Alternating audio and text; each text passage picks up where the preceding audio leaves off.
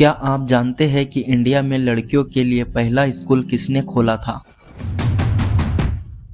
या फिर वो इंसान कौन था जिसने कहा अगर ज्ञान पर कुछ लोगों का ही अधिकार होगा तो समाज कभी बराबर नहीं हो सकता।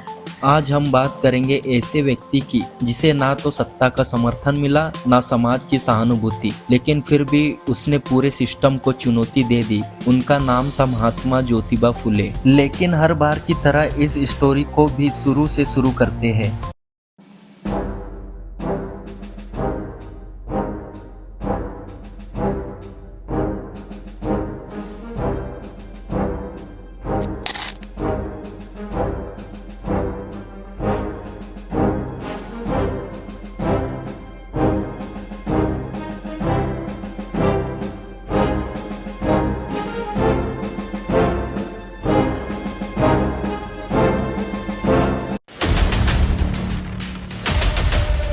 19वीं सदी का भारत ब्रिटिश राज, लेकिन असली गुलामी सिर्फ अंग्रेजी की नहीं थी। समाज बटा हुआ था, ऊंची जाति नीची जाति में। औरतों को पढ़ने की इजाजत नहीं थी, शूद्र और अतिशूद्र शिक्षा से बाहर थे। शिक्षा शक्ति और शक्ति कुछ लोगों तक सीमित, और इसी सिस्टम के बीच जन्म होता है एक साधारण माली परिवार में।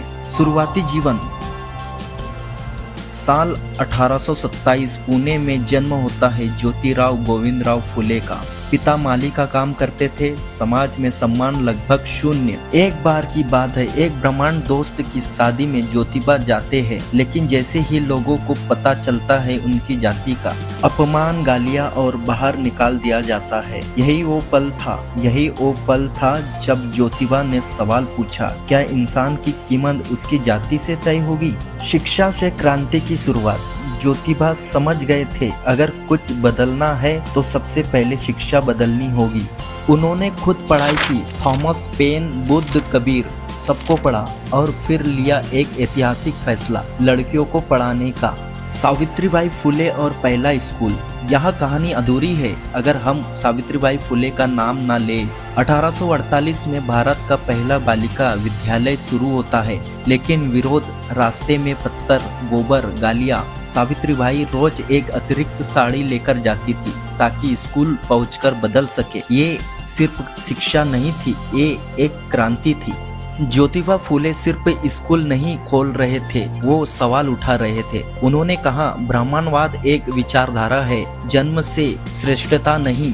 उनकी किताब गुलामगिरी सीधे सीधे जातिवाद व्यवस्था पर हमला करती है। उन्होंने तुलना की भारत के शूद्रों की हालत अमेरिका के गुलामों से, और ये बात तब के समाज के लिए खतरनाक थी।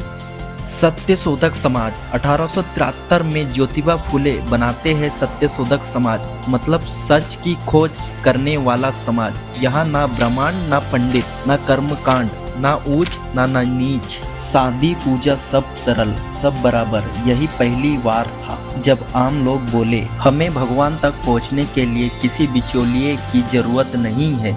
महिलाओं और विधवाओं के लिए संघर्ष। उस दौर में विधवा होना मतलब जिंदगी खत्म। ज्योतिबा और सावित्रीबाई फुले ने विधवाओं के लिए आश्रम खोले, नवजात शिशुओं की हत्या के खिलाफ आवाज उठाई। ये सिर्फ सुधार नहीं थे, ये इंसानियत की लड़ाई थी।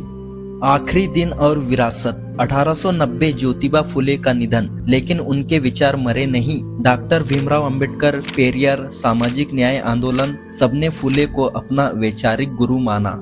आज के लिए संदेश। आज जब हम शिक्षा, आरक्षण और बराबरी की बात करते हैं तो याद रखिए ये सब फ्री में नहीं मिला। किसी ने पत्थर खाए, किसी ने गालियां सुनी, तभी हम यहाँ तक पहुँचे। महात्मा ज्योतिबा फुले सिर्फ इतिहास नहीं है, वो एक सवाल है। क्या हम आज भी बराबरी के पक्ष में खड़े हैं? जब तक आखिरी इंसान शिक्षित नहीं होगा तब तक आजादी अधूरी है। यह हमारा छोटा सा कोशिश रहा है शिक्षा एंड महात्मा ज्योतिबा फुले की कहानी आप तक पहुंचाने की। अगर आपको स्टोरी अच्छी लगी हो तो लाइक, कमेंट, सब्सक्राइब जरूर करें। धन्यवाद।